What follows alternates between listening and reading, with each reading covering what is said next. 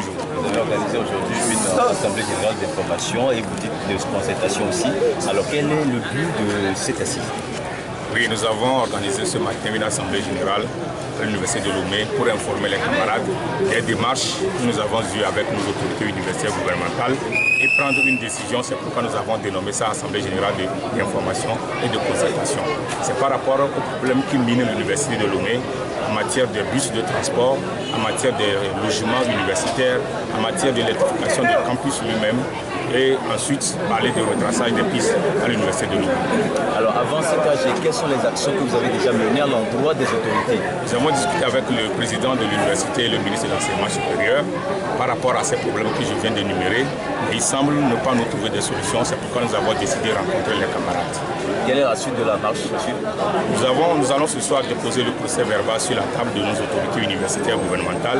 Si jusqu'au 6 janvier 2016, nous ne trouvons pas de satisfaction à nos préoccupations, nous serons obligés de redoubler d'ardeur. Est-ce que le maître est seul dans cette action ou bien il y a d'autres mouvements étudiantins qui vous suivent? Le maître est seul dans cette action parce que c'est le maître qui a convoqué l'Assemblée générale et le maître a animé seul l'Assemblée générale de ce matin. Alors, dans le cas où le gouvernement ne réagit pas, quelle sera votre réaction? Dans le cas où le gouvernement ne prend pas au sérieux l'appel que nous venons de lancer, nous serons obligés de prendre nos responsabilités et d'entreprendre des actions d'envergure dans les jours à venir. Vous pensez que vous ne pouvez pas défier l'autorité? Nous ne défions pas l'autorité. Tout ce que nous venons d'énumérer sont réels et justes. Donc c'est des revendications légitimes. Ce n'est pas question de défier qui que ce soit, mais c'est question de satisfaction des doléances des étudiants.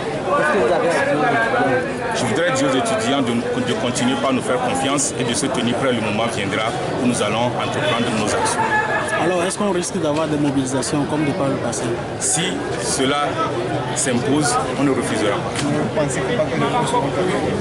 Vous pensez pas que les cours seront perturbés? Non. Pour que le cours aille dans de bon sens, il faut des conditions de travail. Et c'est ces conditions que nous sommes en train de réclamer. Donc, avant que le cours ne se déroule normalement, l'étudiant doit être à l'aise dans tous ses états avant de pouvoir travailler. C'est ça.